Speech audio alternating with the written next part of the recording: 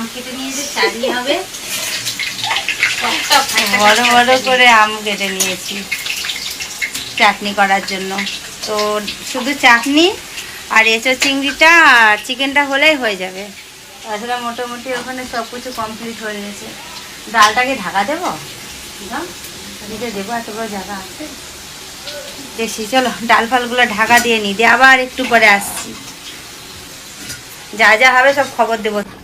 তো বন্ধুরা দেখো, এখন এটা হচ্ছে চাটনি আর ওইদিকে হচ্ছে চিকেন। এই যে লতা চিকেন করছে আর আমি চাটনি করছি। চিকেন আর আমরা মাটন নিয়ে যাচ্ছি। চিকেন করতে গিয়ে আমাদের হয়ে যাচ্ছে মাটনের ঢালা। তো আর এই যে চিংড়িটা করলেই হয়ে যাবে এরপরে। তো চলো আবার একটু পরে আবার এসে তোমাদের দেখ। তো বন্ধুরা দেখো, আমার সব বান্ধবী চলে এসে, লতা তো অনেক আগেই এসছে।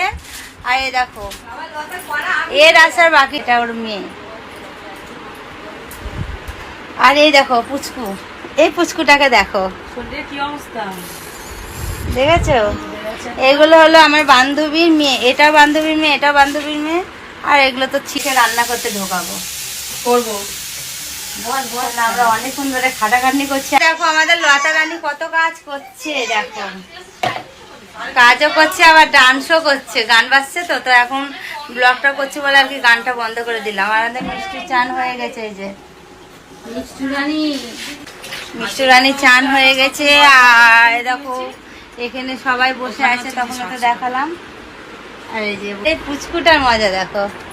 এই কিছু বল, বল হাই।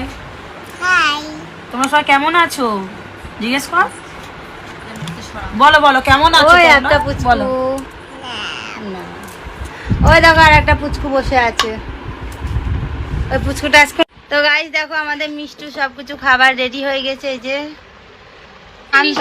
ওগুলো করা নেই আমাদের।